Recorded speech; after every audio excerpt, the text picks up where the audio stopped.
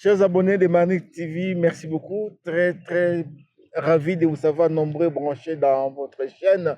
Moi, c'est Didier Nemelofoli. Je reçois dans cette émission le coordonnateur de la Fondation Doudou Famba. Il n'est autre que Trésor Botamba. Trésor Botamba Negolangaï, bonjour. Bonjour, monsieur le journaliste. Vraiment, mon frère, on a beau parler français. Aujourd'hui, c'est l'émission Bosembo, vérité. Les autres ont Bosembo par rapport, il y a paix, il y a agent, fonctionnaire à l'État. Alors, Nero, Trésor Botama, est-ce que vous êtes prêts? Il y a la Bosembo. Oui, en fait, déjà, la situation concernait Bissonyonso, donc la citoyen congolais. Naza, ce qui n'a pas dit, oui, na émission, c'est parce que je suis prêt pour la Likambango. Voilà, vous êtes prêt pour la Likambango. Alors, vous êtes par rapport il y a paix, il y a fonctionnaire, il y a l'État. On a beau accuser le ministre national des Finances, son excellence Doudou Fambali Koundé, que Azako bloqué paix, il y a l'État, Azako manœuvrer pour que tout souffrir. En tout cas, il y a blocage pour la paix à l'État et ça à niveau nini. Responsabilité et ça à niveau nini. Oui, je pense que paix, il y a retard. Retard, oui. Retard, il y a paix, il y a agent à l'État. Et ça dû na facteur ébélé. Oui. Malheureusement, bato yo bazwa ki temps ya ko intoxiquer bato o babelela baganga basolola marcher contre le ministre bato wana bayebi réponse mais baboyaki koyebisa population vérité parce que baza na intention ya konuire na personnalité ya mwana mboka Doudou Fambali Koundé Botai. Alors facteur ya liboso oyo na koyebisa na population par rapport na léger retard ya paiement. Il y a problème, il y a gestion, il y a premier trimestre et année.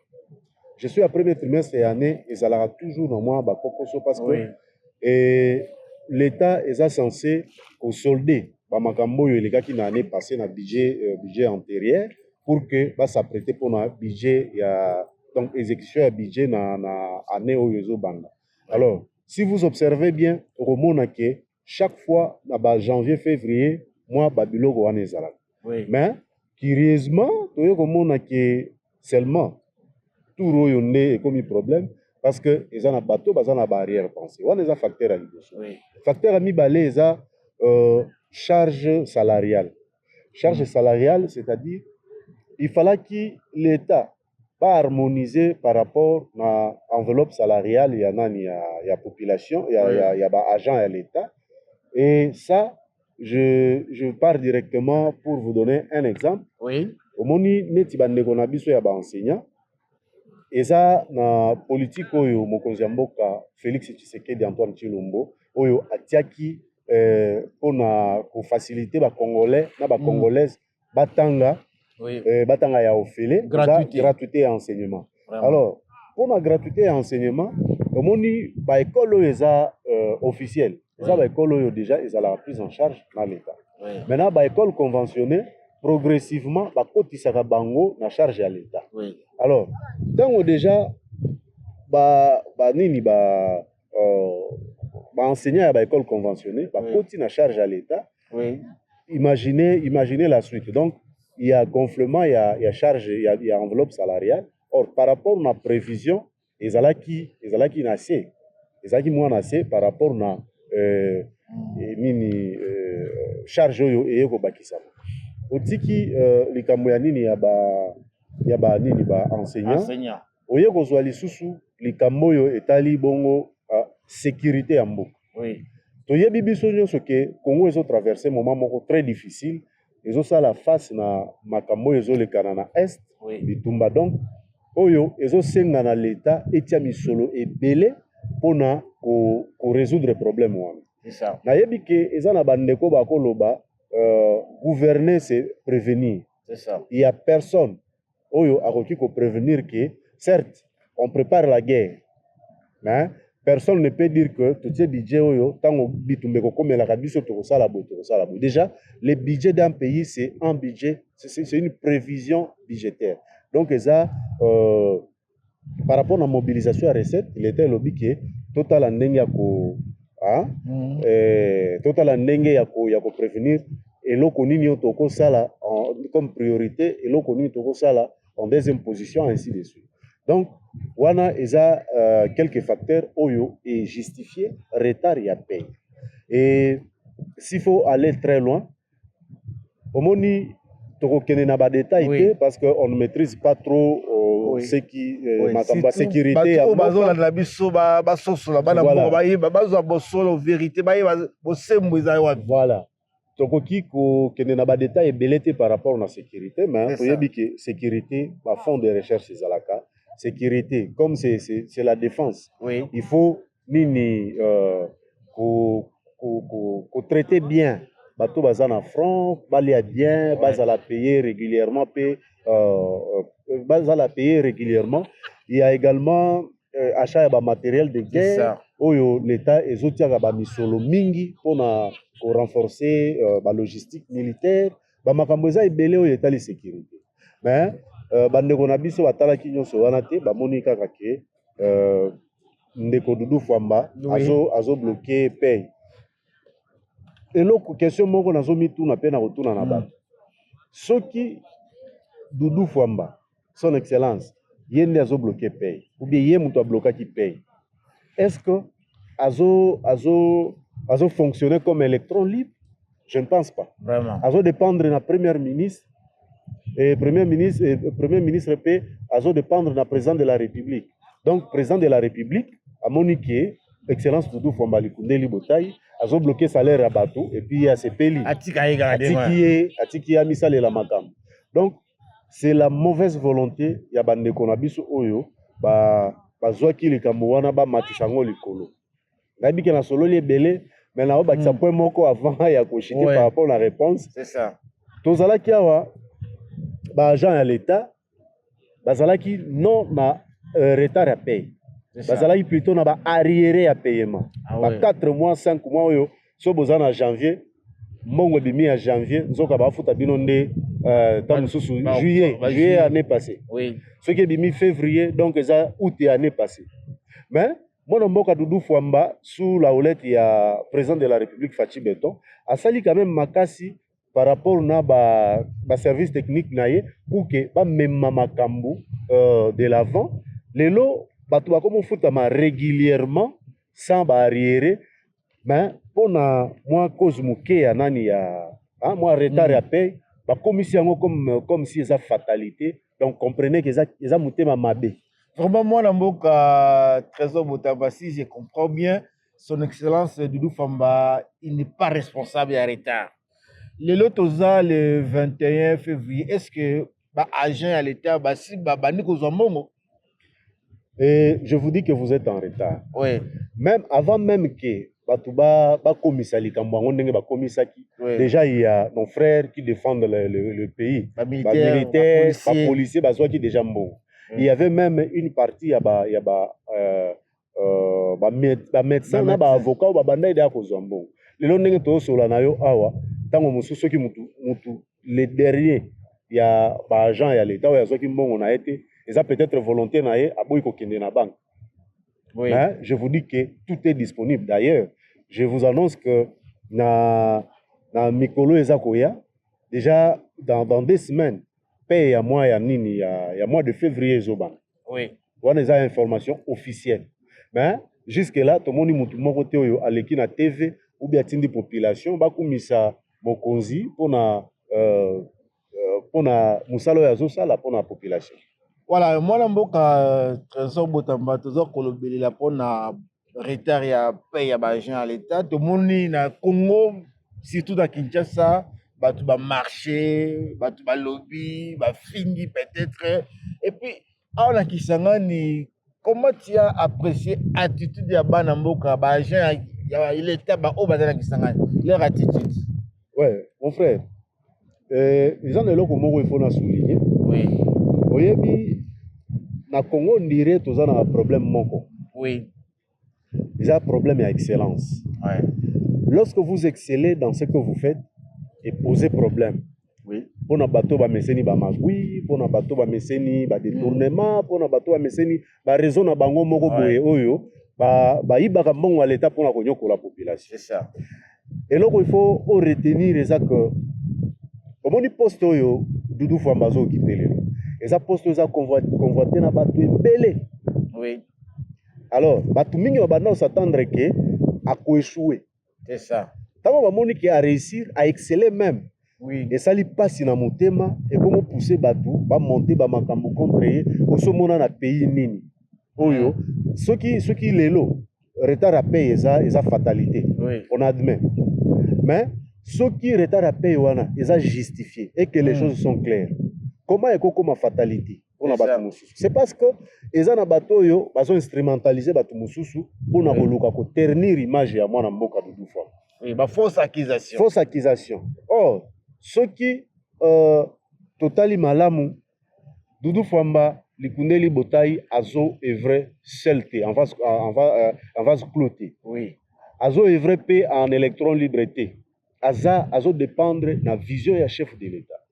Aussi longtemps que chef de l'État a monique mon mboka Doudou Famba azo sala musala malamu. Oui. Donc a kotika ye na bisika o yazali o anande ezo suaba.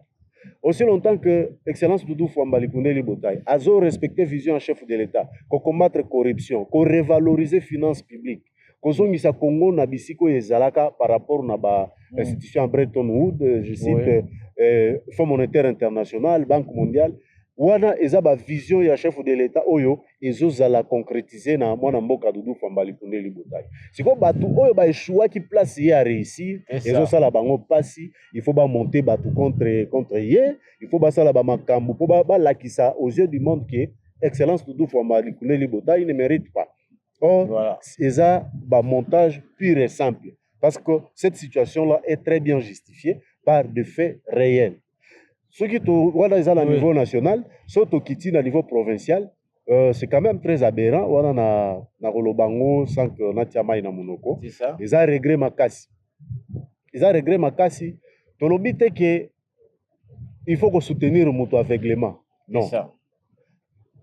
Payer y a salaire, ils ont devoir pour le gouvernement, ils ont droit pour la population oyo baza ba fonctionnaire à l'État. C'est ça. Ceux qui likamweza il faut qu'on a na bonne volonté, bonne foi, il y a qu'on lakisa na bateau, il y a besoin de poser information, qu'on lakisa bango vrai problème. Au lieu qu'on monter bateau contre Moutouana. Et ça devrait se passer ailleurs, pas ici chez lui. Pas ici chez lui. D'autant plus que c'est quelqu'un qui combat les antivaleurs. C'est ça. Il n'est jamais à appuyer antivaleurs, jamais il est mort à côté de la antivaleurs. Lelo et mon aniké. Et ça, on a compris que logique ou anate, mais monique et il faut qu'on combattre parce que na lobakango toujours. Oui. Doudou Famba Likundeli Botaï aza unique beki pour le chef de l'État na province à Chopo na Grande Orientale. Wapi excellence Fachi Beton a ko s'appuyer avec beaucoup de fierté. Alors OANAP leadership naie. Émergence à leadership nae ezo nyoko la bato belé o bazo sepela nango te, alors il faut les combattre, il faut les bousculer. Mais eloko moko na koloba eza que babundisaka Israël te. Vraiment. Oyo Bible dit que non okosala ndenge nyonso mais Israël ne va pas tomber.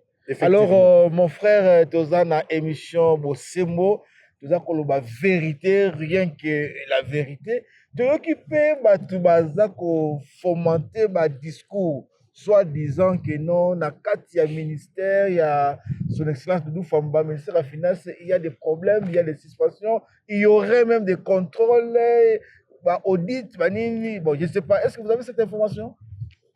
Bon, vraiment, on apprendre à moi pas na yo. Ouais. Audit, c'est normal. C'est normal. Ça, les makakaka, c'est normal. Audit les alakateke, donc ils ont contrôle. Ils ont contrôle et ça les makakaka partout. Ils ont quand le ministère de la Finance, ceux qui ça les magi c'est que c'est normal, c'est la logique. Mais ceux qui auditent ça, c'est comme je venais de le dire. Oui. Moi, retard à paiement est comme une fatalité. Audit et Salemi, ceux qui auditent et Salemi quelque part, c'est pas qu'on a soupçonné qu'il y a détournement ou vol, Ben, c'est parce que dans la période de Songolo, il faut ça les mailles, ça Oui. les mis, c'est tout. Vraiment, nous tendons petit à petit vers la fin de notre émission. Alors, pour la avant-dernière question, pas s'il y a des fonctionnaires, ils ont Doudou Fambate, ils ont moi Mboka Doudou Fambate, pas s'il y a des fonctionnaires, ils ont nani en quelque sorte, la vérité, pas s'il y a des fonctionnaires, ils ont nani. Qui sont les responsables? Il n'y a pas s'il y a des fonctionnaires. Bon, ndeko journaliste, quand on va passer à fonctionnaire, c'est trop fort. Par rapport à un paiement na bango. Non, je pense que Naouta il faut expliquer en long et en large situation nini ça là qui Oui. moi retard à payer ça. C'est ça. Peut-être élément moko on a bossana qui est ça que au moni lors il y a prévision budgétaire. Il y a année budgétaire aussi. Oui. Budget et là qui votait surtout l'enveloppe salariale, Oui. les qui votaient na taux les qui likolo. OK. Je pense que c'était 2850 quelque C'est chose. ça. Ben na sima dollar est kokita. Oui. Tant que dollar est kiti, ils ont une influence sur taxe et foot à Maraipa ba CGT. C'est ça. Tant que l'État et si kaya zo la kambongo zaka pa ba CGT. Oui. Mbongo wana tant que koti na l'État et monani qui est comme muke par rapport na oyo ezala ki prévu. C'est ça. Oh, mbongo yo eza prévu une enveloppe salariale. Yo jamais l'été au kende koloba parce que dollar ekitaki to kitisi pe salaire ya ba fonctionnaire. Okay. Salaire etikali bongo, c'est maintenant à l'état congolais ya koluka de voies et moyens pour combler ba vide wana. Et c'est ce qui a été fait et la solution a été trouvée. Oui. Mais dire que pas si à congolais ou bien pas si à nani ya ba fonctionnaire ya l'état congolais ça na charge à ça vraiment c'est une histoire bato balingi ko créer pour discréditer excellence Doudou Fambali Koundeli Botaï. Pourtant c'est le fils le plus chéri de la République. Il y a solo ndeko Trésor Botamba olobi ya solo olobi bosembo pas si ya ba fonctionnaire à l'état retard ya ba paiement ezali Doudou Fambate ezali son excellence Doudou Fambate. Alors to komi presque na suka message nini okopesa ba oyo baza kolanda yo à travers Marnik TV, nos abonnés ainsi que toute la population qui vous suit en ce moment. Et message on a kopesa na bande ko na biso nyonso ba kolanda émission yo à travers Marnik TV eza que tango bozozo ka ba information par rapport na oyo ezoleka na kati ya mboka et aussi la culture de poser des questions à ceux qui vous amènent des informations pour pousser la réflexion plus loin. Parce que quand on a lobby par exemple, Marnik TV, TV à Malamuté. Il faut pousser argument. Oui, la preuve. Ouais. Marnik TV par exemple, balouaka caméra pour na la émission. Oui. Balouaka par exemple accoutrement pour la émission. Donc, na yé na ba preuve. C'est ça. Donc, il faut avoir l'habitude de poser des questions à ceux-là qui viennent vous mentir que tel ou tel hasard responsable est l'autre songolo. Comprenez. Ceux qui m'ont kolobelo mabe ya mutu sans qu'il a poussé par argument, après ça la preuve, comprenez que c'est de la manipulation pure et simple. Et ça na mutu moko te oyo akoloba na Congo lelo ki excellence Doudou Fambali Koundeli Botaï, c'est un mauvais élève. C'est parmi les meilleurs élèves de l'excellence Félix Antoine Tshisekedi Tshilombo oyo azolanda vision na ye oyo azosala makambo oyo honorer pays oyo lelo nalobaki yango na pendant l'émission que mboka na biso lelo eza honoré même ba institution à Bretton Woods baza très fier na mwana mboka Doudou Fambali Koundeli Botaï par rapport na perfection oyo azo amener na finance publique. Donc ndeko na bino Doudou Fambali Koundeli Botaï aza oyo bazobetela bino lisolo te. Doudou Fambali Koundeli Botaï, c'est un homme intègre qui lutte contre les antivaleurs et les détournements des fonds publics. Et c'est ce qui fait mal. Voilà. Donc, bon, la souka, merci Nandeko Trésor Botamba, coordonnateur et la Fondation Doudou Famba. Et Zalim Balasukate, nous osons croire que Namiko Mizali Koya, merci à notre manager Djadji Djamobutu, merci à notre réalisateur Ronix. Topesi mbote na tous les abonnés à Marnik TV. Moi, c'est Didier Nemelo Folie. Je vous retrouve donc na Mikolo Mizali Koya. Bye bye. Ciao. Marnik TV, online média. Bienvenue sur Marnik TV. Désormais, Bisso News, tous s'abonner à Marnik TV. Marnik TV. Marnik TV. En tout cas, la chaîne Oyo, tu vas la nouvelle, il y a bien. Obinesinga yumana misabato Vivier. Kindu, Lubumbashi, Kinshasa, Bukavu, Goma, Kisangani. Suivons tous Marnik TV, online média.